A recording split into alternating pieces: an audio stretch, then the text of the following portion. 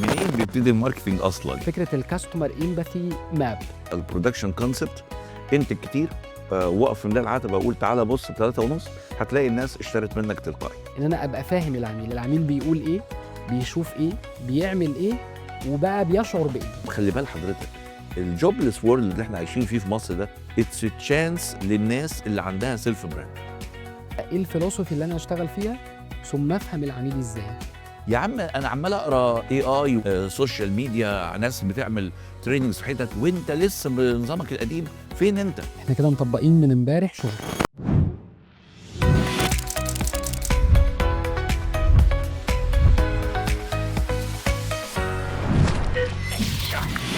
في عام 2003 شركة ليجو وصلت الخسائر بتاعتها لأكتر من 300 مليون دولار وديون أكتر من مليار دولار. في الوقت ده شركة ليجو اعتمدت على أبحاث تسويقية جافة أكتر، على كوانتيتيف وبيج داتا أكتر. لكن الفرق لما مارتن ليندستور بدأ يركز أكتر على الكواليتيتيف ريسيرش، بدأ يركز أكتر على السمول داتا، بدأ يركز مع البيج داتا على الأوبزرفيشن تولز اللي بيستخدمها. فقابل طفل ألماني في بيته، والطفل ده كان عنده 11 سنة. بيسأل الطفل ده وبيقول له ايه اكتر حاجة انت فخور بيها؟ الطفل رد عليه بجملة شهيرة جدا في شركة ليجو، وهي ديزر شو اتس ماين شويتس. الجزمة دي هي فخري. جاب له الجزمة بتاعت السكيتنج وقال له الجزمة دي بتثبت ان انا متميز، بتثبت ان انا اشطر واحد في اصدقائي في السكيتنج. كمان الجلد اللي بيتاكل عليها ده بيثبت ان انا بجتهد وبعمل اللي عليا. ومن هنا شركة ليجو قررت تعمل أبحاث تسويقية مرنة أكتر وتركز فيها على الأوبزرفيشن. ومن هنا ظهرت ستار وورز ونينجاجو، الألعاب الشهيرة اللي موجودة لشركة ليجو، وبدأت ترجع تاني تركز على مكعبات الصغيرة الصعبة اللي الأطفال بدأوا يركزوا أكتر على إن هم عايزين يحسوا بالإنجاز، عايزين يحسوا بالتميز، مش مجرد الألعاب الجيمز المشهورة فقط. احنا موجودين النهاردة عشان نعرف أكتر عن التسويق. معاكم دكتور أحمد شرقاوي، استشاري تطوير الأعمال والسي او لإنوفيشن جيت جروب وسي او بزنس سكول. حلقتنا النهاردة بتتكلم على المنقذ في رحلة ليجو. المنقذ ما كانش خبير مالي، وما كانش قرض بنكي، وما كانش انفستور عنده اكسبيرينس كبيرة، لكن كان خبير تسويقي. ضيفي وضيفكم النهاردة اكسبيرينس أكتر من 35 سنة، استشاري إعادة هيكلة الشركات وخبير التسويق. قدم كونسلتيشن وتريننج لاكتر من 35 شركه في اكتر من صناعه. البانكينج سيكتورز قدمنا تريننج فيه مع السي اي بي، مع باركليز، مع اكتر من بنك تاني. كمان في الفارماسيوتيكال كمان لشركات كبيره جدا زي لوريال وفايزر ونوفارتس بشكل عام. خبيرنا النهارده هيكلمنا اكتر على سر الخلطه، سر النجاح وسر التسويق. ضيفنا وضيفكم النهارده هو استاذ الاداره واستاذ التسويق في انوفيشن جيت جروب، البروفيسور دكتور هشام شعراوي. اهلا بيك يا دكتور. اهلا بحضرتك، اهلا بيك. طبعا بنرحب بحضرتك للمره الثانيه في بزنس شوت بودكاست. انا سعيد. طبعا البيزنس شوت بودكاست زي ما اتكلمنا قبل كده، احنا عايزين ناخد شوت قهوه خفيف لكنه مركز جدا، نوصل فيه ان ديبث لتوصيات عمليه عن طريق ومن واقع خبره سعادتك في اداره الشركات وتحديدا اداره التسويق. تحب نبدا بايه؟ لا، البدايه المنطقيه ان احنا حضرتك اديت مثال لطيف جدا بشركه ليجو. حضرتك قلت ان الفارق ما كانش انفستر، ما كانش بنك، ما كانش كذا، كان الماركتينج. في الحقيقه انا عايز اغير شويه الترم. انا عايز اقول ان الفرق الاساسي كان المايند سيت، انه بدا يتغير المايند سيت بتاعه اداره ليجو. بدات تتغير المايند سيت الى اني كل ما بروح ابحث عن معلومات عن البيئة المحيطة بيّا وعن العُملا بتوعي، أنا باgain a lot. طول ما أنا باشتغل apart، طول ما أنا باشتغل بعيدًا عن المعلومات اللي باجمّعها عن الcustomers أو عن الenvironment بتاعتي، أنا هافضل باشتغل مع نَفْسي كإنّي بانتج لنَفْسي. في الحقيقة أنا ما بانتجش لنَفْسي، أنا بانتج للcustomer. فيبقى البداية ما كانتش الmarketing قد ما هي بداية تغيير الmindset بتاعة إدارة ليجو. لأن لو ما كانتش اتغيّرت الmindset أصلًا، كان بقت عندنا إشكالية إنه حتى مش هيعرف يوجّه الناس إلى marketing، إنّهم يحسّنوا الmarketing أو whatever حاجات تانية. فإحنا في البداية عايزين نتكلّم إن الmarketing it's a mindset في الأصل. هي حدوتة، هي منين بتبتدي الmarketing؟ حدوتة الmarketing بتبتدي منين؟ ناس كتيرة متخيلة إن الماركتينج هو اللي بيعمل البروشور والإعلان وبيعمل إعلانات تلفزيون، هو ده الماركتير. في الحقيقة الماركتير دوره بادئ من بدري أوي، فإحنا في الحقيقة يعني لو عايزين نبتدي حديث، هنبتدي منين بيبتدي الماركتينج أصلًا يعني، أوكي؟ كويس. هي دي الفكرة اللي كانوا بيتكلموا عليها، هي فكرة الcustomer empathy map، إن أنا أبقى فاهم العميل، العميل بيقول إيه، بيشوف إيه، بيعمل إيه، وبقى بيشعر بإيه. فهُم فهموا العميل أكتر، فبدأ من هنا خطوة التسويق بقى الناجحة. خلّينا نرجع لورا شوية، لورا شوية الموضوع ما كانش كده، لورا شوية كان اللعبة مختلفة شوية، اللعبة كانت بتقول انتج كتير، أوكي، واعرض على الناس كتير، هتتفاجئ إن الناس تلقائيًا بتشتري. وده كانت الفكرة البدائية خالص، فكرة ال يعني الproduction base، production base أو الproduction concept، انتج كتير، واقف قدام العتبة وقُل تعالَ بُص ب3.5 هتلاقي الناس اشترت منك تلقائي. كانت concept موجود وما زال على فكرة عند بعض الناس عندهم الconcept بتاع الproduction base أو الproduction approach. الموضوع بعد كده اتطور شوية، فبدأنا نتحول إلى الproduct approach، بدل ما كنا production approach رُحنا للproduct approach، انتج منتج مميز والناس هتشتريه منك. فبدأنا نعمل القميص اللي فيه زرار من تحت علشان لو وقع منك زرار نحط له زرار كمان مكانه عشان ما تقعدش تدوّر على زرار. بدأنا نعمل القميص اللي في ضهره الsailor hinge دي اللي في ضهر القميص، اللي ما حدش عارف هي بتستخدم في إيه، ولكن يعني الفكرة نفسها طرأت إزاي product approach. كان في بحّارين بيركبوا المراكب فترات طويلة جدًا في البحر، وطبعًا لا كان عندهم laundry ولا كان عندهم مكوة ولا كان عندهم الكلام ده كله، فالsailor عايز يحافظ على قميصه prop كده قدّام القبطان بتاع المركب شكله شيك أوي. فطب ما هو لمّا كان بيركن القميص كانوا بيحطّوا فوقيه حاجات، وكان بيكرمش القميص وبيبقى شكله صعب جدًا، فبدأوا يخلقوا حاجة اسمها الsailor ring. الsailor ring دي اللي هي إحنا بنشوفها في ضهر القميص بتاعنا ورا كده عند الضهر، عبارة عن حلقة، وإحنا مش فاهمين دي عبارة عن إيه، يعني إحنا بنلبسها وخلاص، شكلها حلو، شكلها شيك product كويس، بس هو في الحقيقة كانوا عاملينها لأنه كان عندهم hinges بتتعلق عليها القمصان، فبتحافظ على القميص prop من غير ما تيجي عليه حاجة فتكرمشه. آه. ده product based approach، كنا بننتج حاجة مميزة جوّه القميص، فالناس تجري تشتريه، بس الموضوع ما بقاش كده وبس، لأن الناس عندها احتياجات مختلفة غير اللي أنا بافكّر فيه. ممكن جدًا أنا بافكّر في القميص ما يتكرمشش، وهُم بيفكّروا إن القماشة نفسها تكون ما بتتكرمش. ليه افتكرت إنه دايمًا أعلّق القميص عشان القماشة ما تتكرمش؟ ما تفكّر أنت في حاجة أكون أنا محتاجها فعلًا، إن القماشة نفسها ما بتتكرمش. فبدأنا نروح لحاجة تانية اسمها الmarketing approach. الmarketing approach بدأ يغيّر الفكرة، قال إيه بقى؟ قال لك شوف الناس عايزة إيه، وانتج لهم المنتج اللي هم عايزينه، شوف الناس محتاجين إيه، وانتج لهم المنتج اللي هم عايزينه. لو حضرتك تتذكر موديلات العربيات بتاعة زمان، لمّا نتفرج على الأفلام القديمة، كنت تلاقي العربيات كلّها بومبيز كده ودواير وبتاع، لأنه كانت في الأصل الحدوتة إيه؟ كانت في الأصل إن الصنعة كانت هي الأصل، الحرفة كانت هي الأصل. فكان بينتج حاجات بمزاج، عايز يخلق حاجة بمزاج عشان الناس لمّا تشوفها تيجي تشتري product base، أوكي، بعد كده قال لك لأ، الناس عايزين الحاجات العملية، عايزين الحاجات اللي لو العربية اتخبطت وحَب يصلّحها، يعرف يصلّحها بسهولة، اعملها لي straight lines، اعملها لي خطوط مستقيمة كده وطبيعية جدًا، ما تعمليش فيها حاجات over جدًا، لمّا آجي أصلّح العربية ما اعرفش أصلّحها. دي فكرة بسيطة جدًا إحنا مش واخدين بالنا ليه الموديلات بتاعة العربيات، ليه مرسيدس مثلًا بدأت تغيّر من الcurvature shape ده اللي فيه نوع من أنواع الcurving إلى الstraight lines. بعد الmarketing approach بقى رُحنا لحاجة تانية، لأعلى شوية بقى، المرّة دي رُحنا لقصة تانية خالص ليها علاقة بالenvironmental base، environmental based marketing. ما تبُصّش على البني آدم بس. بُص على البني آدم وبيئته، بُص على البني آدم وحواليه في إيه، بُص على البني آدم والاحتياجات اللي حواليه إيه، سواء كانت هذه الاحتياجات اقتصادية أو احتياجات بيئية أو حتى احتياجات political. تخيل! ياه! يعني الpolitical ممكن تدخل معانا في اختياراتي في قميصي؟ طبعًا، طبعًا، في أوقات كتيرة جدًا الصين الشعبية كان ممنوع أصلًا إنّك تلبس قميص أزرق، متخيّل كده؟ في دولة الصين ما كانش في فترة من الفترات ممنوع تلبس قميص أزرق، وخصوصًا الnavy blue، لأن الnavy blue كان بيرمز للأمريكان، وكان بيرمز للجيش الأمريكي.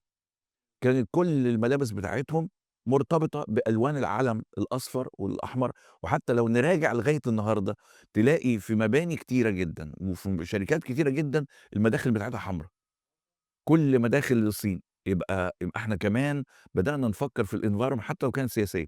الاقتصادية، النهارده ليه النهارده لمّا حضرتك بتيجي تتكلم على دوا بيُنتج في كينيا أو بيُنتج في مش عايز أقول في مصر يعني، بس بيُنتج في أي مكان، ليه أحيانًا بنلاقي فعالية الدوا مش زي فعالية دوا تاني بتشتريه من دولة خليجية مثلًا؟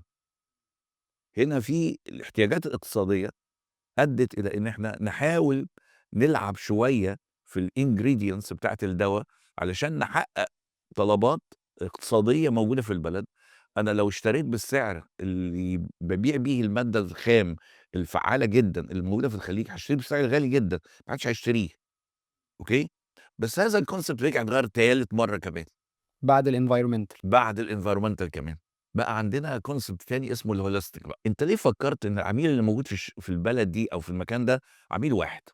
أنت ليه افتكرت إن الفكرة إنه عميل واحد وعايز تصنّف بلد بالكامل إنها بتشتري رخيص؟ لأ، إحنا عندنا عُملا بيشتروا غالي جدًا وعايزين الغالي جدًا، ولو ادّيت لهم الرخيص مش هيشتروه خالص، وعندنا عُملا بتدوّر على الرخيص. ففي segmentations بقى. فwhy you are not thinking holistically؟ ما نحاولش نفكّر بقى بشكل إيه، يعني عام أوي أكتر من كده. في الحقيقة إن في approach يعني لسه مكلّمنا عليه فيليب كوتلر في النسخة السادسة من الكتاب بتاعه في الmarketing 6، وده كتاب لسه حتى ما وصلش مصر هنا، بس بصراحة قريت الsummary بس بتاعه. راح على حاجة تانية خالص بقى، راح قال لك طيب أنت عملت حساب البني آدم، وعملت حساب الenvironment، وعملت حساب الdiversity، بس ما عملتش حساب حاجة مهمة جدًا بقى، الchanges الunexpected. لو حصل تغيُّر unexpected، لو حصل تغيُّر ما هواش متوقع، بتتعامل معاه إزاي؟ من ضمن التغيرات الغير متوقعة الAI والdigital marketing يقصد يقول إن وال التغيُّر ده هيغيّر الاحتياج بتاع العميل نفسه. وهيغيّر الenvironment اللي باشتغل فيها، صحيح. وهيغيّر إمكانياتي، إمم. وهيغيّر الأدوات المتاحة، وبالتالي هيغيّر كل هياخد. حاجة، صحيح. هيغيّر كل ال4 B's بتوعك اللي كنا بنبني عليهم الmarketing. وبالتالي زي ما حضرتك شايف الmarketing عمّالة تطلع حسب الاحتياجات وحسب الطلب الموجود عندنا في الmarket اللي إحنا بنشتغل فيه. علشان كده الbasics بتاعة الmarket بتتغيّر كل شوية. اللي كنا بنشتغل بيه إعلانات بتاعة زمان، وإعلان بيبسي كولا اللي جنبه واحدة لابسة مايوه بيكيني وسادة إيدها على إزازة الكوكا كولا كده، ما بقاش موجود النهارده. كان زمان عايز يقول لك إيه، ودي من ضمن الحاجات اللي كانت لطيفة جدًا، إن شركة كوكا كولا لمّا أول ما أنتجت البيبسي كولا في البداية خالص، أنتجت الإزازة plain bottle، إزازة plain كده. بعدها بشوية أحد الناس اللي بيشتغلوا في الR&D في كوكا كولا، في يوم خارج مع زوجته، ف في أحد الpubs بيرقص معاها تانجو، فقال لها I'd like people to catch the bottle like I'm dancing with you tango. أنا أتمنى إن الناس تمسك إزازة الكوكا كولا زي ما أنا حاضنِك كده وإحنا بنرقص تانجو. فخطرت على باله فكرة why couldn't I do، ليه ما أقدرش أعمل الإزازة feminine shape؟ عارف الشكل الفيمينين ده، الشكل اللي هو فيه يعني انبعاج من فوق وبعدين حتّة في الوسط وبعدين حتّة تانية انبعاج من تحت. This what they are calling feminine shape، أوكي؟ فلقى إنها فكرة لطيفة جدًا، إن اللي بيشرب إزازة كوكا كولا يبقى متحكم في الإزازة فماسكها من وسطها كده like the woman when you are dancing the tango، زي ما تكون بترقص مع واحدة ست تانجو، أوكي؟ بُص تخيّل الفكرة، يعني تخيّل الراجل الماركتير والراجل اللي بيشتغل معاه، الراجل بتاع الR&D research and development، ما هو tool عند الmarketing، بيشتغل معاه بالفلسفة دي، فلسفة الcustomer عايز إيه، أحلامنا شكلها إيه، عايزين نبقى مميزين إزاي، هاقدّم لك إيه قيمة مضافة، إمم. كل ده بيكوّن ميكس كامل. إذًا الماركتينج ما بتبدأش بالإعلان، لأ، الماركتينج بادئة من قبل كده بكتير، بادئة في البداية إني أفهم الفلسفة اللي أنا شغال بيها، بادئة بإني باعمل research about the market وأعرف طلبات الناس اللي موجودة إيه، أعرف الcustomer بتاعي مين، أعرف الenvironment بتاعتي مين، وبعدين أبتدي أشتغل internally على my product، وبعدين أرجع مرة تانية أصيغ الstrategy اللي هاعرض المنتج بتاعي على العملا بتوعي.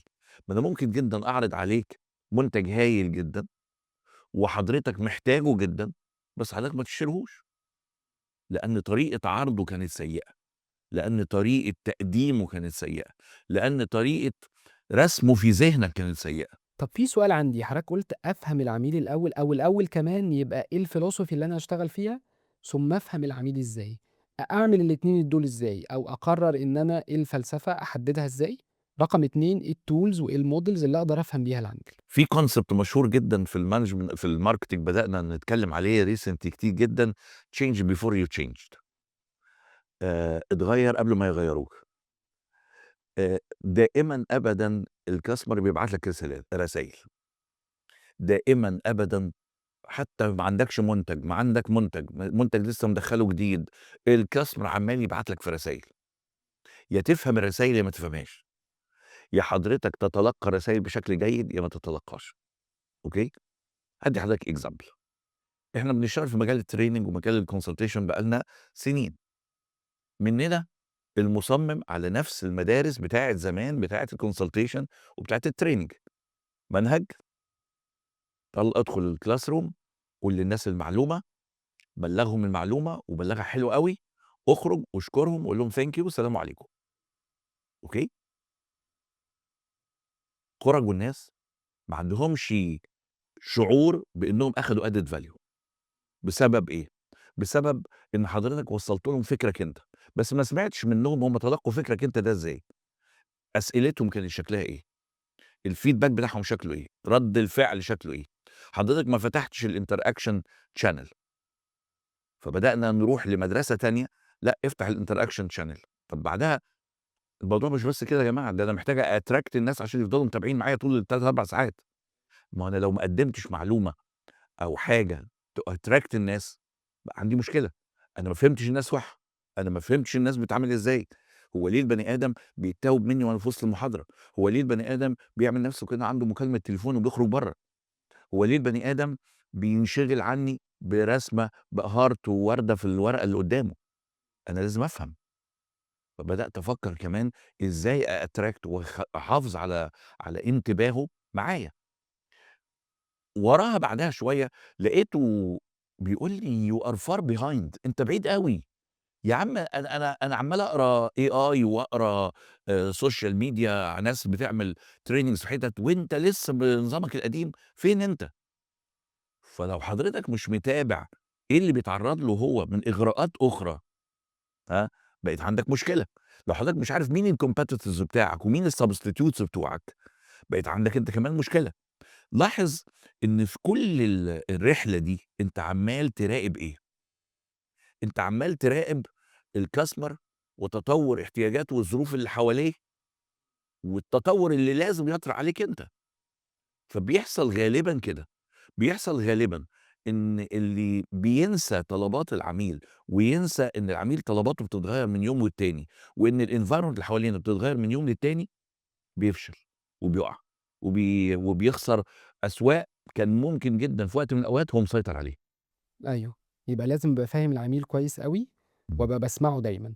طبعًا. هل في model أقدر أستخدمه أو tool أقدر أستخدمها بشكل عام وأنا business owner أو أنا في قسم الmarketing عشان دايمًا أفهم العميل أكتر؟ لمّا باجي أتكلّم مع أي مدير شركة وأقول له أخبار الpublicity عندك إيه في الmarketing؟ يقول لي: "لأ مش فاهم." أقول له: "يعني الناس بتوع الpublicity عندك أخبارهم إيه؟ طب وضّح لي كده أكتر." أول ما يقول لك وضّح لي كده أكتر، تعرف على طول إن هو not aware، هو مش عارف القصة أصلًا، مش عارف قصة الVOC أو الvoice of customer، مش عارف إزاي يcollect الVOC، إزاي يcollect الvoice of customer، مُعتمد كل الاعتماد على إيه؟ الراجل بتاع الsales نزل قعد مع الcustomer، فرجع قال والله الcustomer مبسوط أوي من بضاعتنا، متشكر أوي، ماشي، بس شكرًا، أوكي، الراجل رجع اتكلم مع الماركتير، اتكلم مع الناس التجار أو الB2B اللي إحنا شغالين معاهم، الناس الbusiness partners بتوعنا، فقالوا والله أنتم المنتجات بتاعتكم بقت أغلى شوية من السوق. أ هي دي فكرة الpublicity. طيب لو أنا فكرت بقى إن أنا أروح أفعّل أدوات كتيرة بقت موجودة دلوقتي زي الmarketing surveying وزي حاجات كتيرة جدًا زي الSOPs وحاجات كتيرة جدًا النهارده بدأت تخلق لنا رؤية للحاجات اللي إحنا مش شايفينها. الfocus grouping رغم إنه فكرة قديمة جدًا، ولكن فكرة بدأ يحصل عليها تطوير كتير جدًا. النهارده لمّا تيجي Procter and Gamble وهي Procter and Gamble يعني هي Procter هتفضل Procter and Gamble يعني هنقول هتروح فين تاني؟ يعني ما فيش جنبها غير 2 مثلًا Unilever من ناحية، Heineken من ناحية، يعني دول خلاص دول العمالقة بتوع السوق، وتقول لك أنا هاروح أعمل focus group على منتج من المنتجات بتاعتي. معقولة! يعني ما عندهمش هم آلية يجمّعوا بيها المعلومات غير الfocus group الطريقة القديمة دي؟ بس الطريقة دي أثبتت إنها آلية جيدة جدًا، نموذج وموديل هايل جدًا لجمع المعلومات. ناس كتيرة ما تعرفش هو إيه الfocus group، خلّينا نبريف بسرعة هو الfocus group ده بيتم إزاي. الfocus group ببساطة شديدة باجمّع مجموعة من الcustomers أو representative of customers. يعني let us say باجيب مدير مشتريات مترو، باجيب مدير مشتريات سبينز، باجيب مدير مشتريات كارفور، باجيب مدير مشتريات X، Y وZ وأقعّدهم في one room. طبعًا بيكون مقابل gift، مقابل present، مقابل أي مقابل، مش ده موضوعنا دلوقتي، لأنه ما فيهوش حاجة against his company، ما فيهوش حاجة against الethics of business إن أنت to collect information about your product. بنقعّدهم في one room وفي parallel room الناحية التانية، وفي أوضة موازية لهذه الأوضة، ما بينهم glass one way vision، والناحية التانية بيقعد ممثلين شركة Unilever أو شركة P&G. بيبتدي الinterpreter وده شخص قاعد مع الضيوف في الغرفة، بيوجه لهم أسئلة. إيه أكتر الأصناف اللي بتتباع عندكم في الhyper markets؟ طب أنهي عبوات من بتاعة Ariel بتتباع أكتر؟ عبوات الغسيل عمومًا بتتباع أكتر.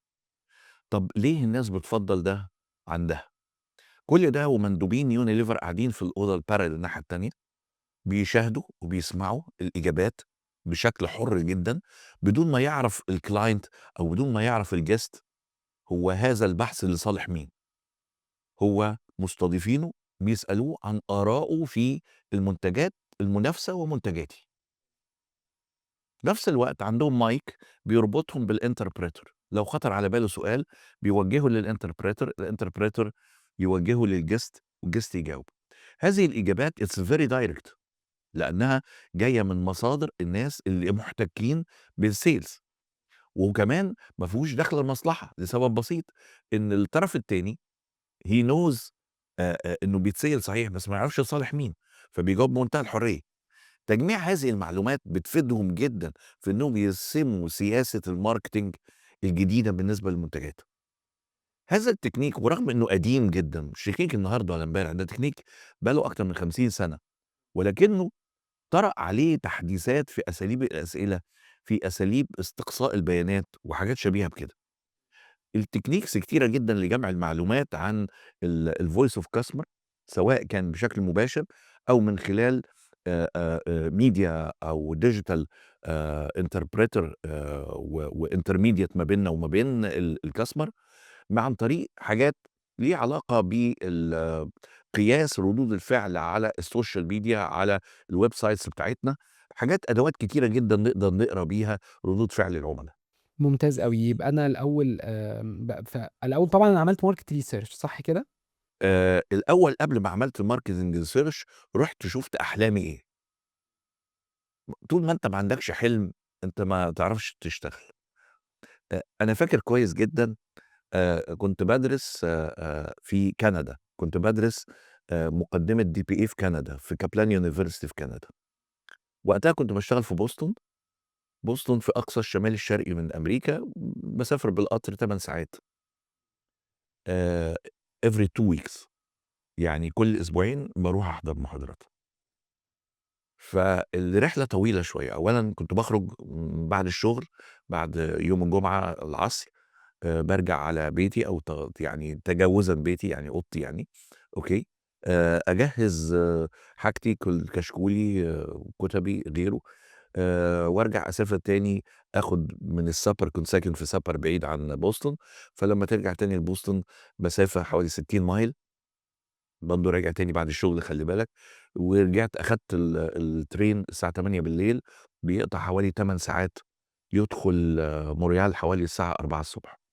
4:00 ص ما فيش underground شغال، بيبتدي الunderground الساعة 5:00، 5:15، فقدامك ساعة، ساعة وربع تقعدوا في محطة القطر، تاكل حاجة، تذاكر، بتاع، بس مش هتعرف تنام. بتركب القطر، الرحلة الأولانية مجانية علشان العمال والموظفين والطلبة وكده، فكلنا بنتسابق نركبها، فما فيش مكان تقعد.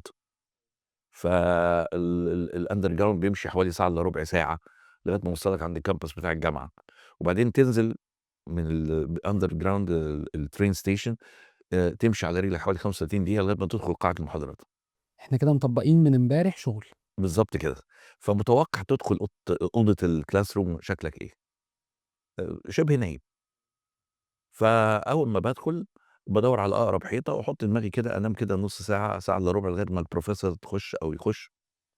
ففي يوم دخلت professor هندية أصلًا، ولكنها معاها جنسية كندية، كأنها موجهة ليّا، راحت لي قالت لي: "هشام what are you dreaming؟" هشام أنت بتحلم بإيه؟ تخيلت إنها بتتريق عليّا عشان أنا نايم، عشان أنا ساند دماغي على الحيطة. فطبعًا المصري الأصيل جوايا صحي، أنت عارف، فقُلت لها: "لأ أنا صاحي I'm awake." قالت لي: "No, no I didn't mean that I'm asking you what are you dreaming for your life؟" في الحقيقة كأنك بالضبط لطشتني بالقلم، كأنك بالضبط واحد اداك بالقلم فجأة، أنت ما كنتش مستعد للسؤال. قُلت لها: "يعني إيه what I'm dreaming؟ what's your goal for your life؟ يعني what are you dreaming for your life؟" ما حدش سألني هذا السؤال قبل كده. الشركات اللي بتنزل السوق وهي ما راحتش تدوّر على حلمها، أوكي، بالضبط بتبقى عاملة زي يوم ما أخدت بالقلم على وشي، أوكي، باكمّل وحلمك من دي هي الvision، فلازم الأول vision طبعًا، الشركة تبقى معروفة.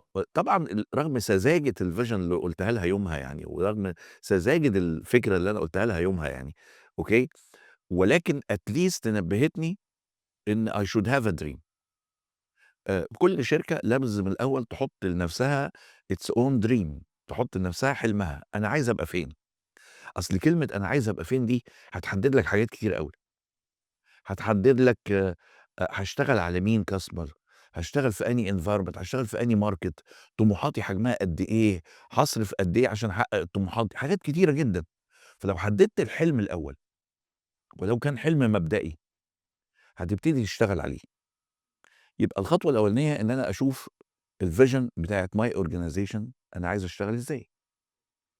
شركة entrepreneurship غير شركة small business غير شركة medium business غير شركة normal business أو personal business، كل واحدة منهم ليها طبيعة حلم مختلف عن التانية. بعد كده بانزل أبُص على الenvironment بتاعتي، بابُص على إيه في الenvironment بتاعتي؟ بابُص الأول على الsegment of customers اللي موجودين، مين هم الcustomers بتوعي؟ مين هم الsegments of customers بتوعي؟ السوق ده أقدر أقسّمه إزاي؟ هل أقسّمه على مراحل سنية؟ هل أقسّمه على economical classes، القادرين والوسط والغير قادرين؟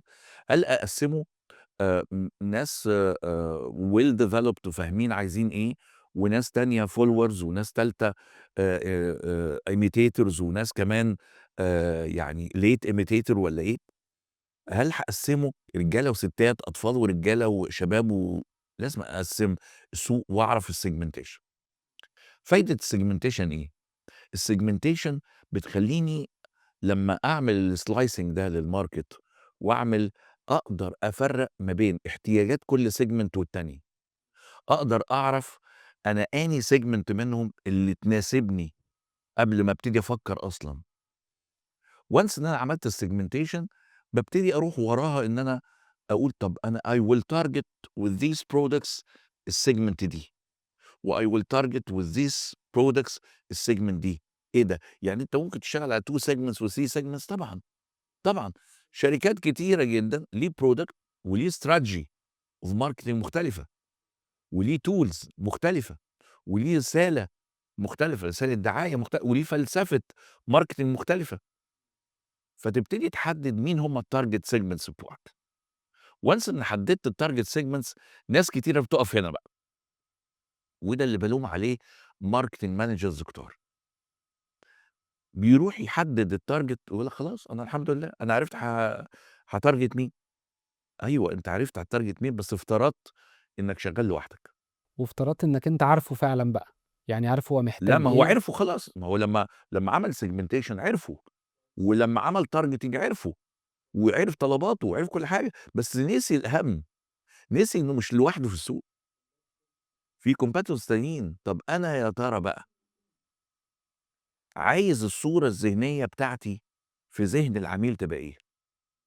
أنا من أبو غالي، أنا من أبو غالي مش أبو غالي يعني بتاع عربيات لأ، أنا من أبو فلوس كتيرة ها، والّا أنا من أبو ببلاش، والّا أنا السريع اللي باوصّل لك الحاجة بسرعة، والّا أنا الراجل المَرِن اللي باقدر أدّي لك حاجات كتيرة، والّا أنا الشخص الtrustable اللي تقدر تعتمد عليَّ في أي حاجة، والّا أنا الquality المرتفعة. هنا لازم أشوف أنا how can I position myself in your mind. ناس كتيرة جدًا بتقدّم نفس الproduct، ولكن في واحد بيشتغل على السعر، وفي واحد بيشتغل على الquality، وواحد بيشتغل على الspeed، وواحد بيشتغل على الflexibility، وواحد بيشتغل تاني على الtrust.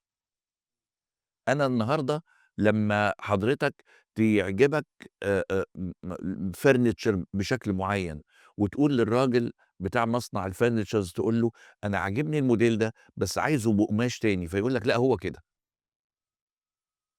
تلقائيًا حضرتك بتلاقي نفسك ما أنتاش ما أنتاش حابب تتعامل مع الproduct.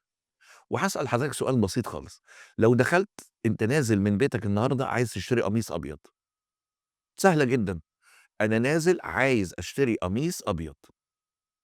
طب البادجت بتاعتك كام؟ 500 جنيه. طب طلباتك فيه إيه؟ لأ أنا عايزه necktie و و و و وعايزه يعني للجرافطة عشان لربط الجرافطة، وعايزه أبيض، بس مش عايز أكتر من كده، قميص أبيض. نزلت لقيت محلات كتيرة جدًا بتبيع القميص الأبيض، أوكي؟ كلّهم بيبيعوا، اللي بيبيع بسعر غالي واللي بيبيع بسعر قليل، اللي خامته كويسة، اللي خامته وحشة. حصرت الشرا بتاعك في محلين، محلين عندهم quality كويسة، البادجت بتاعتك متغطية فيهم.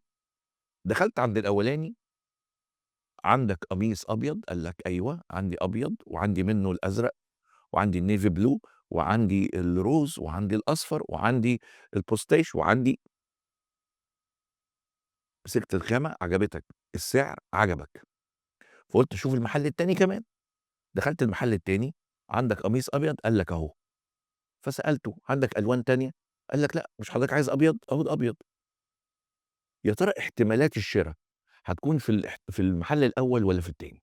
في الحقيقة إمم. كل الدراسات قالت إني بارجع أشتري من المحل الأولاني، أيوه. رغم إن أنا مش محتاج غير الأبيض، بس مجرد إحساسي إني مُخيّر، مجرد إحساسي إنه ممكن آخد ده أو ده أو ده، رغم إني مش محتاجهم، أيوه. أوكي، بيخلّيني أرجع أشتري من المحل الأولاني. كل الدراسات قالت كده، أوكي. أنا خُفت أقول الأولانية لأحسن تطلع غلط. لا، لا، لا، هي دي الحقيقة والله. أيوه. معظمنا بيروح للمحل الأولاني رغم إنه مش محتاج غير الأبيض، بالض ولكنه راح للأولاني عشان حاسس إن هو مُخيّر، إنه عنده choices، إمم. أوكي؟ إذًا الفكرة بتاعة الpositioning أنت عايز تحُط نَفْسك في ذهن العميل إزاي، فكرة الpositioning، بس مش الpositioning بس، لإنه ممكن منافس تاني يكون حاطط نَفْسه في نَفْس الposition بتاعك، طَب يبقى لازم نخُش في مرحلة رابعة، مرحلة اسمها الdifferentiation. إزاي أتميّز عن الباقيين بقى، إيه اللي عندي ومش موجود عند الباقيين. خلّي بالك الposition ممكن يشترك فيه 2 و3 و4 و5، لكن في الdifferentiation لأ. فكرة إن أنت يبقى عندك competitive advantage تختلف عن الباقيين، حتى لو كانت حاجة هايفة جدًا، حتى لو كانت حاجة بسيطة جدًا، ممكن تبقى complementary، ممكن تبقى augmented. أوكي، يعني إيه complementary ويعني إيه augmented؟ complementary يعني مكملة، تعجبك ما تعجبكش مش مهم. augmented يعني حاجة لما حضرتك هتاخدها هتاخد ميزة إضافية. أوكي، ليه بتوع بيبسي غيروا من الزجاج إلى البلاستيك؟ تفتكر ليه؟ أسهل شوية مثلًا ما بتتكسرش؟ ممكن، إمم. ممكن، ده complementary، أيوه. بدل ما تقع منك تتكسر ولا أي حاجة، لأ، بس كمان فيها حتة augmented بقى، إمم. إنك بعد ما تخلص شرب البيبسي تقدر تملاها مَيّة وتحطها في التلاجة. أيوه. فحضرتك هتستخدم العبوة حاجة تانية، استخدام أيوه. تاني. إمم. أوكي، حضرتك نفسك بتفكر كده، لما بتروح تشتري أي سلعة بتختار السلعة اللي العبوة بتاعتها شكلها حلو. إيه؟ ليه شكلها حلو؟ شكلها حلو، ده complimentary. أوكي، لكن لو شكلها حلو وهتستخدمها، يبقى بقت augmented. وهتحط جواها السكر بقى وهتحط جواها مش عارف الشاي وهتحط جواها كذا، مليانة مطابخنا عبوات باقية شكلها حلو ومحتفظين بيها لمجرد إنها augmented.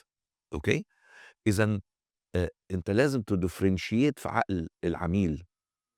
طيب خلاص إحنا مشينا بالرحلة بتاعتنا، إني نزلت عملت research فعرفت الsegmentation وعرفت الtargeted الأول الvision ثم الresearch وفهمت وجوّه الresearch الSPE عرفت الsegments بتاعتي ثم والtarget التارجت بتاعي، وبعد كده رُحت عملت positioning وبعد كده وبعد كده عملت differentiation. differentiation. أيوه بس فين دوري أنا بقى؟ أنا كل ده عمّال باتكلم على إنه ده الوضع اللي أنا عايزه، طب بس العميل بقى، العميل نفسه لازم أفكّر فيه، أنا هادّي له إزاي الكلام ده، هاعمل الكلام ده إزاي؟ لازم أفكّر في الstrategy، لازم أفكّر طب which strategy I will follow. هنا بقى بابتدي آخُد سكة تانية جديدة خالص، أبتدي بقى في البداية أعرف طب أنا مُميّز بإيه، أنا نُقط قوتي إيه ونُقط ضعفي إيه. أوكي، مش بس كده، أنا لازم كمان أعرف الenvironment الخارجية بتأثّر عليّا أنا إزاي، أنا هاتأثّر إزاي؟ ما أنا ممكن أدّيك اللي أنت عايزه، بس يتكلّف كتير أوي، فسعره يبقى غالي أوي، فما يكسّبنيش. فلازم أعرف الenvironment حواليّا، فباروح أحلّل حاجتين، حاجتين مهمين أوي، أنا internally إمكانياتي تقدر تعمل ده والّا لأ أصلًا، ها، سواء كانت strengths أو weakness أو whatever الSWOT analysis. أوكي، وتاني حاجة إني أشوف الexternal environment تناسبني والّا لأ. أنا لو رُحت دولة الناس محتاجين فيها كل حاجة، بس الظروف الاقتصادية تخوّف، برضه أنزل أدّي لهم؟ لأ، ما يبقى معناها إن أنا باحُط نفسي في risk. فلازم أروح أبُص على الeconomical situation، technological situation، environmental situations. لو رُحت النهارده في السعودية في وسط الربع الخالي ورُحت عملت لهم مصنع بطاطين الenvironment يعني هاعملها إزاي دي؟ أو أروح الscheme وأروح أعمل لهم مصنع مكيفات، يعني يعني لازم أبُص على الenvironment شكلها إيه؟ طيب من بعد ما عرفنا القصة دي كلها، لازم أبتدي أsuggest بقى شوية strategies وبعدين أروح أعمل عليها شوية analysis، هل الstrategy دي مناسبة؟ لأن ما بتبقاش strategy واحدة، بيبقى واحدة، 2، 3، 4، أنا حيران، أنا مش عارف. فلازم أستخدم tools بنسميها الmatching tools، بنستخدم أدوات عشان نmatch ما بين الاستراتيجي اللي إحنا اخترناها أو الاستراتيجيات اللي إحنا مقترحينها، وطبيعة السوق وطبيعة العميل وطبيعة الpositioning اللي أنا عايز أحطه في ذهن العميل. أنا كأني كده باعمل strategic marketing plan. بالضبط، بالضبط. في الstrategic marketing plan بعد ما طلّعت suggested strategies بتروح تحط لها matching، تستخدم لها بقى أدوات كتيرة جدًا، بالأدوات اللي إحنا كلنا درسناها في الmarketing، سواء كنا بنشوف الأنسوف matrix بتاعتنا شكلها إيه، بنشوف الBCG matrix بتاعتنا أو Boston Consultation Group matrix، بنشوف الspace matrix والgrand matrix والIE matrix، كلها دي أدوات بنسميها أدوات المطابقة. يعني إيه أدوات المطابقة؟ تحصر لنا شوية أنهي من الstrategies دي تناسب السوق ده، بس بنفضل في الآخر حيرانين ما بين يا strategy يا 2 يا 3 maximum، فباروح أخضعها لأداة اختيار بقى تانية بعيدًا عن إيديّا بقى خالص. المرّة دي بقى باستخدم أداة اسمها الquantitative strategic position matrix الQSPM، ودي بتبقى أداة تقارن لي ما بين الاستراتيجيات فاستقر على استراتيجي. خلاص أنا عرفت دلوقتي أنا هاروح للcustomer ده إزاي، هposition myself في دماغه إزاي، عرفت إزاي، كله إزاي، إزاي بس على الورق. وده كل ده فين؟ في strategy formulation planning للmarketing.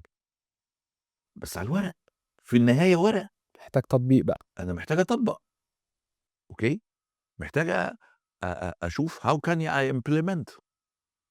هادخل السوق إزاي؟ إمم. هادخل بدايتي للسوق إزاي؟ طب يا ترى متوقع رد فعل الcompetitor؟ طب عارف الcompetitor هيرد عليك إزاي والّا هيلطشك بالقلم وأنت مش واخد بالك، أنت داخل صغير أو داخل كبير حتى وهو راح مفاجئك بaction تاني. طب هاوصل للعميل إزاي؟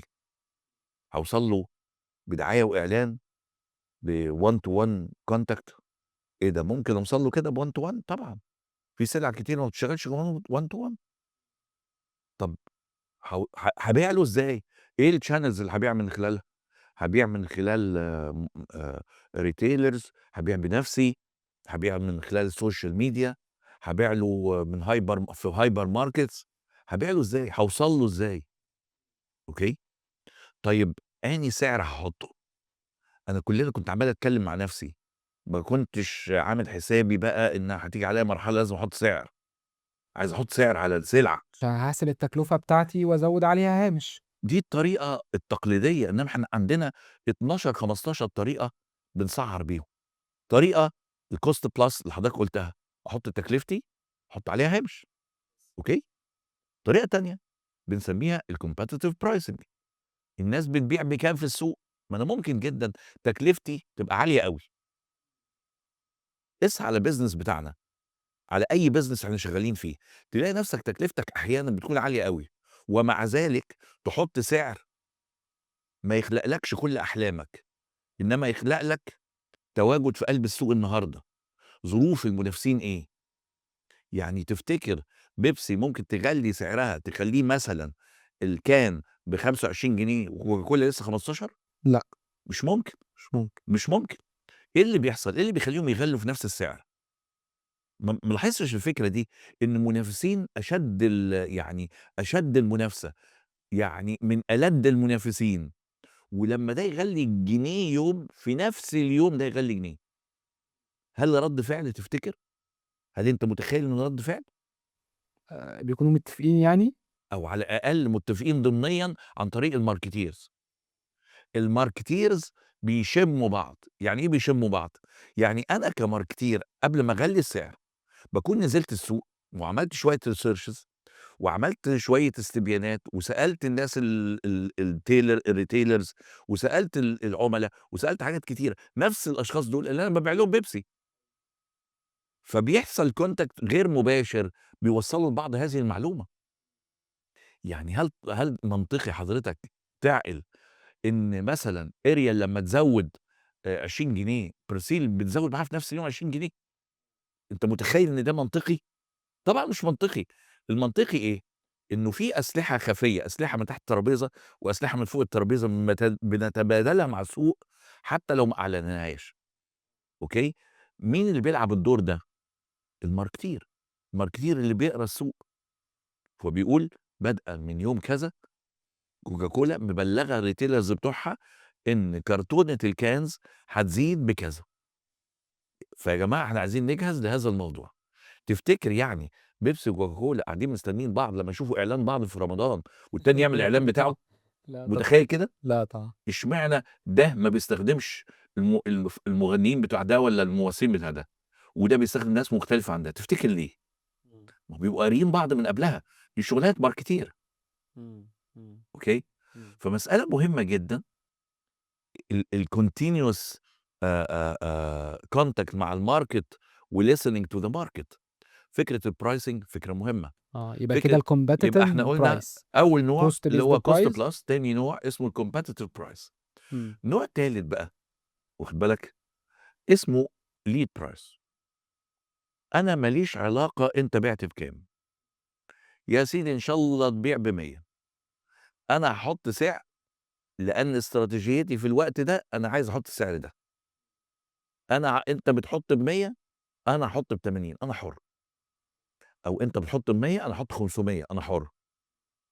هنا ما لوش علاقة غير برغبتي أنا الشخصية، وغالبًا بيكون في far behind الcost بتاعتي.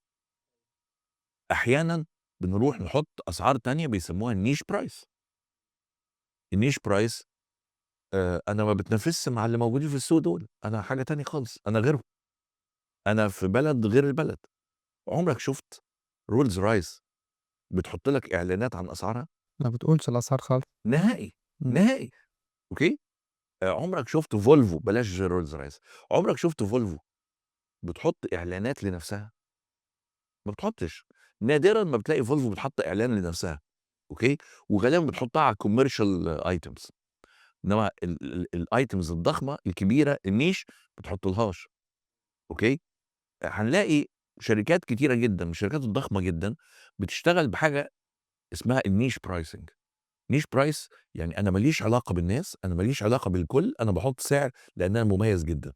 أحيانًا بنحط أنواع من الpricing بنسميها entrance price أو penetration price.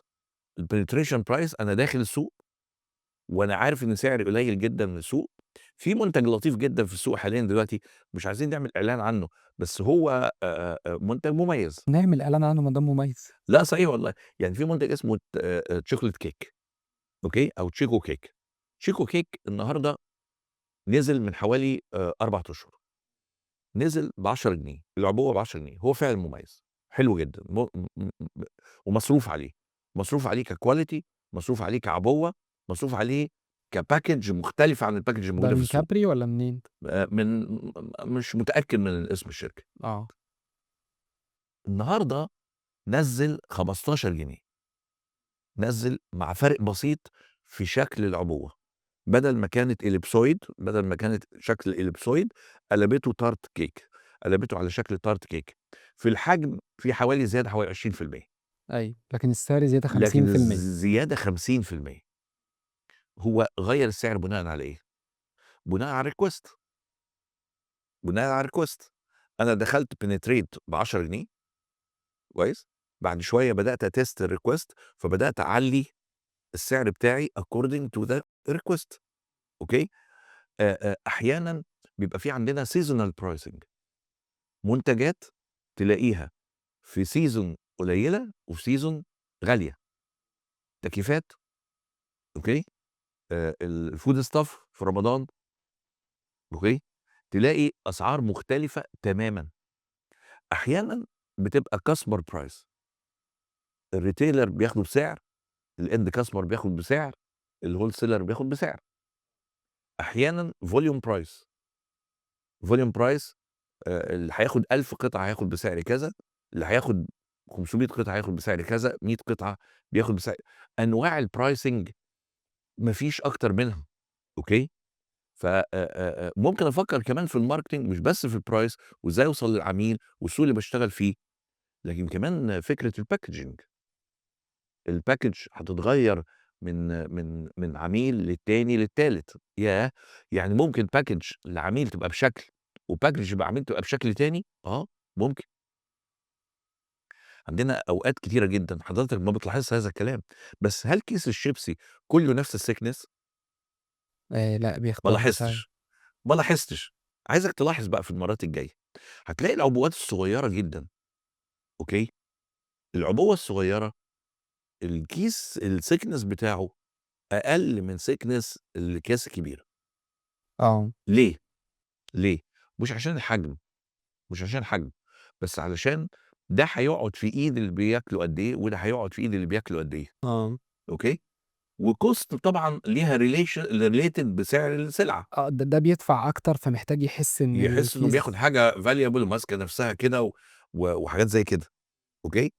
إذًا إحنا الpackaging كمان مسألة مهمة جدًا. النهارده الpackaging بقت بتلعب دور مهم أوي في نقل رسالة differentiation. أكيد. تخيل! إمم. يعني النهارده لمّا آجي إن أنا أبيع إزازة مَيّة، إزازة مَيّة، أوكي؟ ب50 جنيه، حضرتك تشتريها ليه؟ مش هاشتريها. لأ هتشتريها، إمم. في اللي بيشتروها، أيوه. النهارده ليه ناس بتشتري إيفيان إمم. أو ليه ناس بتشتري ماركات تانية كتيرة، آه. أقصى مثلًا، ليه ناس بتشتري الماركات دي ب50 جنيه؟ عشان إمم. البايو بلاستيك تخيل، عشان إمم. العبوة بايو بلاستيك، عشان آه. العبوة مش هتضر البيئة بعد ما نشربها ونرميها في الشارع، في ناس مهتمة، في أيوه. ناس مهتمة بالsustainability، في إمم. ناس مهتمة إن البلاستيك العادي ده اللي إحنا بنشرب فيه بيقعد في التربة 100 سنة عشان يتحلل، أيوه. إنما البايو بلاستيك 6 شهور يكون اتحلل، إمم. أوكي؟ إمم.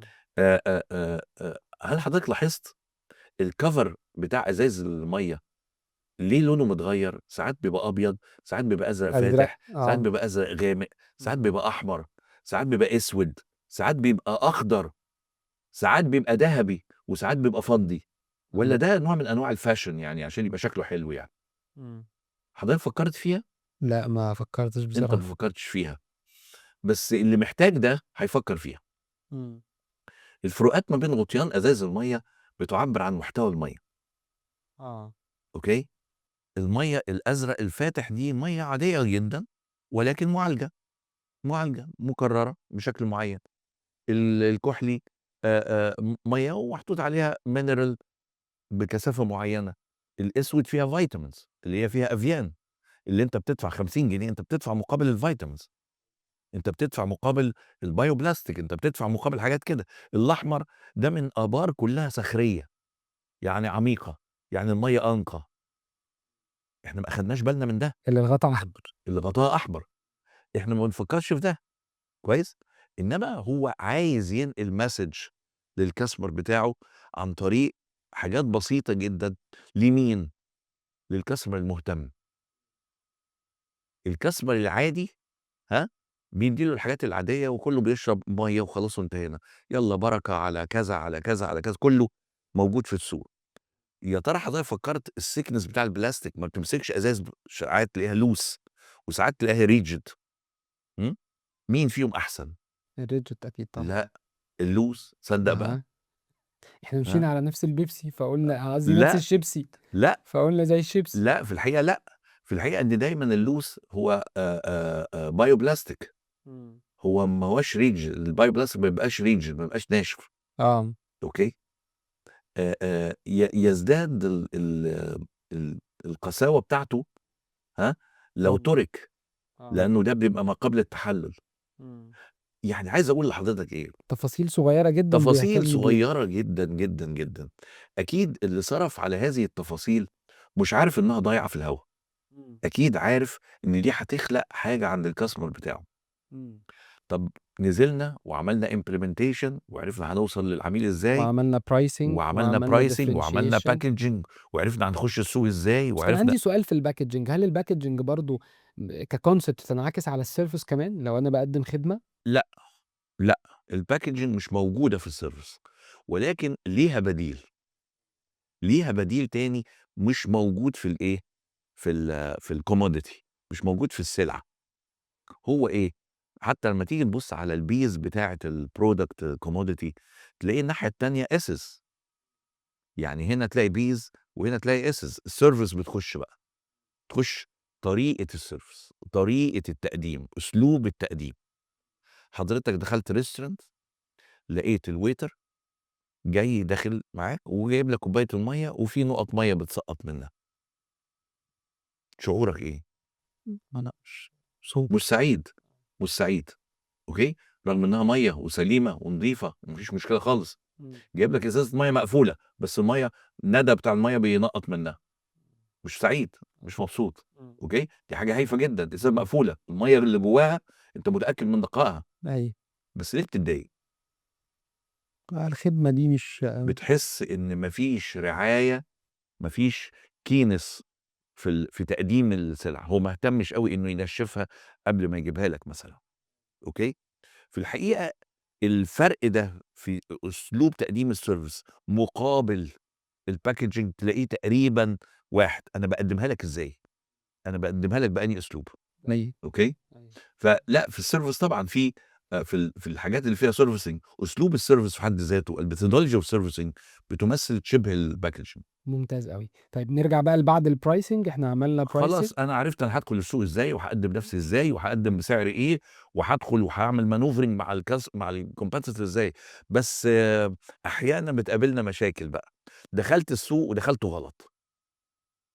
وهادّي لحضرتك تجربة لطيفة جدًا أنا شخصيًا مرّيت بيها في consultation مع إحدى شركات العصائر. إمم. شركة عملت research تحفة عن سوق في الصعيد. المنتج هايل، ومبيعاته في القاهرة تحفة، وعملنا عليه testing product test. نزلنا دوّقنا الناس طعم العصير هايل، ما لوش منافسين كتير. حتى كل المنافسين اللي موجودين في الصعيد بيبيعوا بنكتار نسبة معيّنة، لأ ده نازل بنكتار نسبة عالية. النكتار اللي هو نسبة التركيز بتاع العصير فرق جامد جدًا. السعر ما فيش فرق خالص ما بينه وما بين اللي بيبيعوه هناك في الصعيد، يعني هاخد product أحسن بنفس السعر. فكانت كل الفرص مُهيّأة لإن هذا المنتج ينجح نجاح باهر. في فورمولا كده لطيفة الناس بتوع الfood and beverage بيحطوها لنفسهم. الفورمولا بتقول إيه؟ بتقول إن بعد نزول المنتج بشهر، المنتج يكون محقق من 5 ل10% بالtarget بتاعه. وبعد مرور 3 شهور لازم المنتج يوصل almost 25 30% بالtarget بتاعه، وقبل مرور السنة يكون وصل للtarget full target. المنتج ده بعد مرور شهر قسناه لقيناه محقق 6 7% fine حلو، حلو شغال within.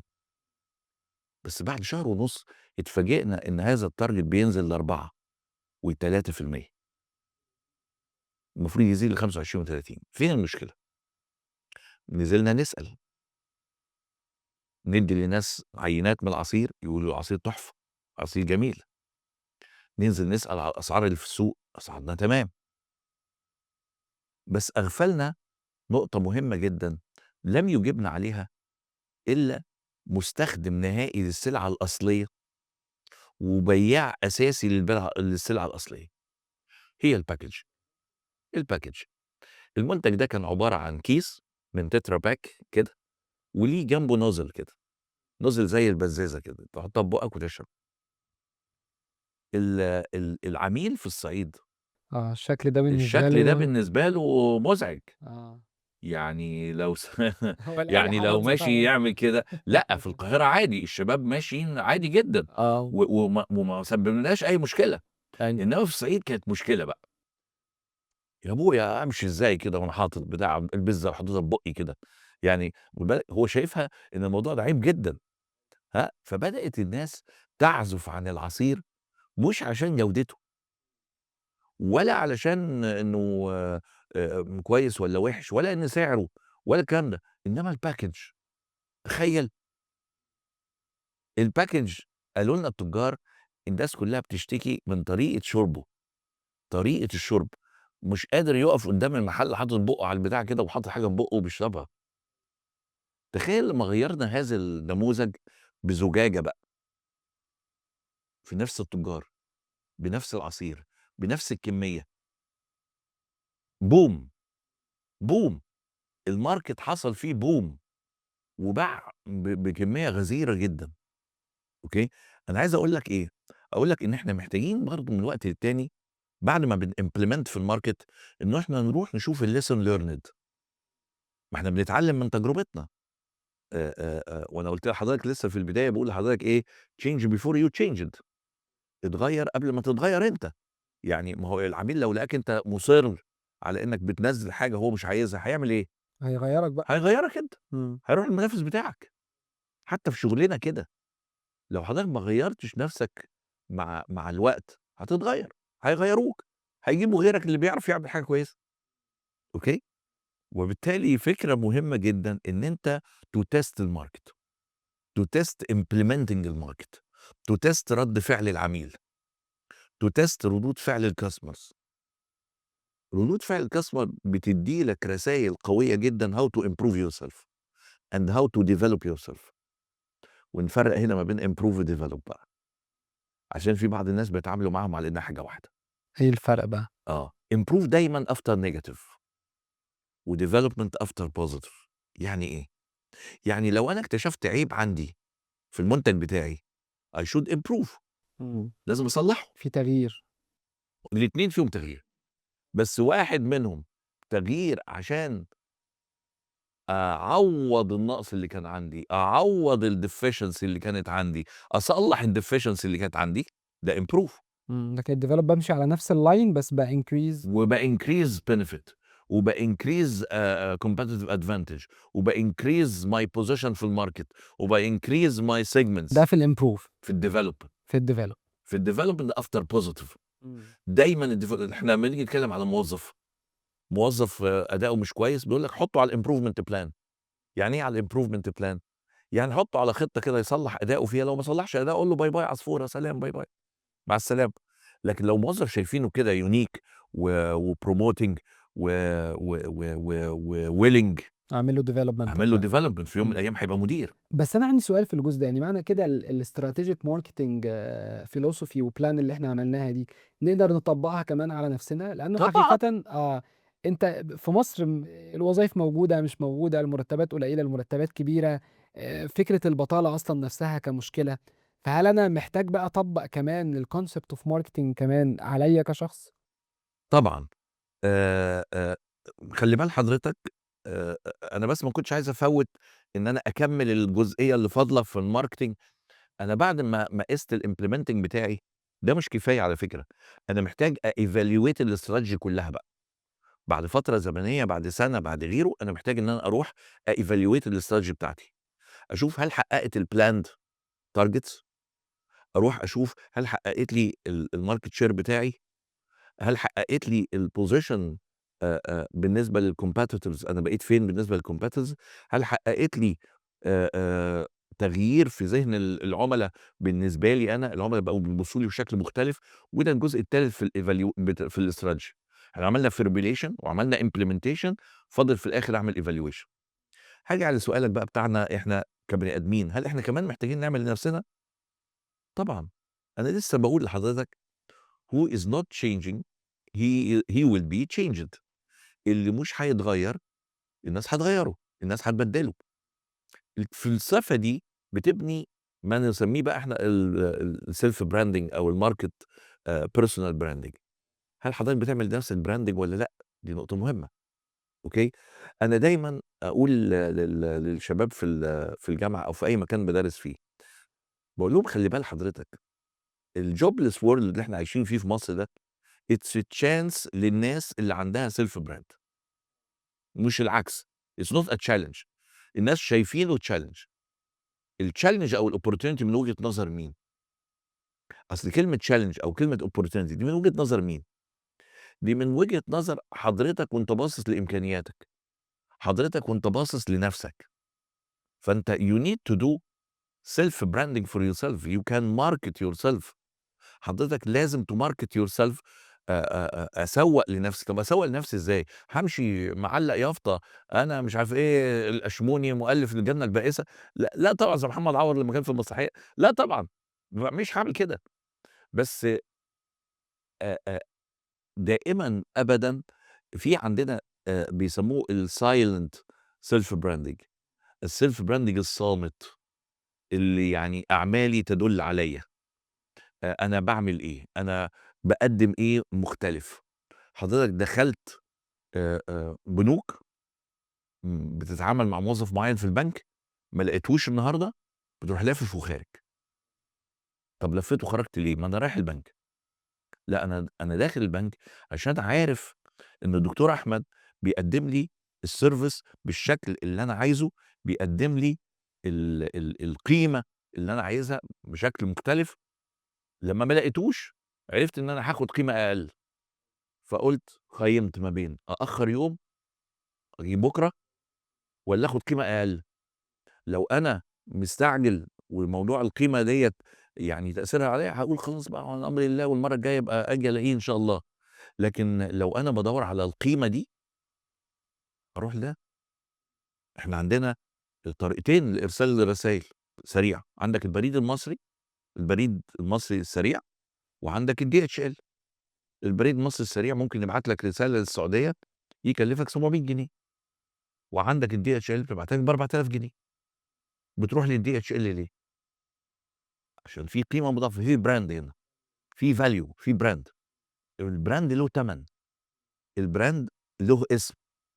حضرتك لمّا بنيجي نتكلم على Rich Home Stores، أنا مرتبط بلبسي ولبس ولادي إن لمّا أسافر السعودية لازم أروح Rich Home Stores، زي ما يكون حتة يعني لازم أحجها، لازم أحج هناك، لازم أعدّي هناك.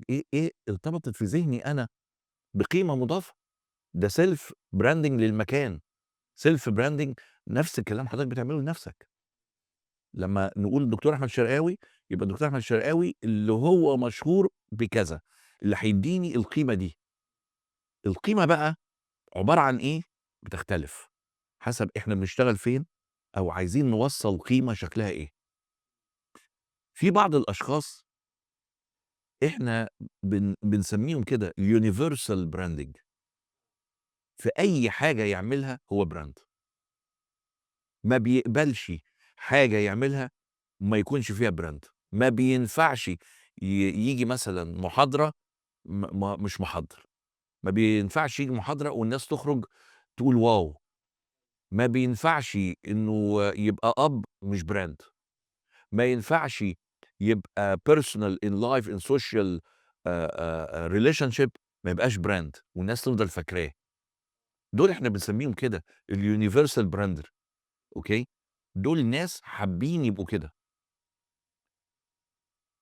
وعلى فكرة ما بتاخدش مجهود، إنما فيها فلسفة وفيها دراسة، إنك تكون دارس، إنك تعرف الenvironment اللي أنت فيها. شوف الsegment of customers اللي أنت بتقدّم لهم السلعة، عايزين منك إيه؟ قبل ما آجي لحضرتك النهارده، أنا عارف إن إحنا هنتكلم على marketing. عارف طول السكة أنا باسمع إيه؟ أنا باسمع social media عن الmarketing، ما باعملش حاجة غير إني باسمع social media عن الmarketing. طب هتفيدني في إيه؟ معلومات؟ لأ، المعلومة عندي أو جزء كبير عندي، بلاش أقول كل المعلومة، ما حدش يملك حاجة، كويس؟ ولكن حطّاني في الmood بتاع الmarketing، حطّاني في الenvironment بتاعة الmarketing. ليه؟ عايز لمّا آجي أبقى باتكلم في حدود الmarketing. اتكلمنا قبل كده في HR وفي management، النهارده لأ، أنا عايز أدخل في concept الmarketing. أوكي؟ فطول السكة وأنا جاي ساعة وأنا driving من مصر الجديدة لهنا، باسمع في marketing. الحتة دي مهمة لأنه ساعات اللي بييجي يعمل personal branding لنفسه هو ما عندوش الvalue الأساسية، هو ما عملش preparation قوي، ما قعدش يذاكر، ما وصلش للlight shape in depth experience حقيقية في الحاجة اللي بيmarket نفسه بيها، فدي الحاجة اللي حضرتك يعني خلّيني بتأكد لأ، عليها. أنا عايز أروح حتّة قبلها شوية، معلش اسمح لي يعني.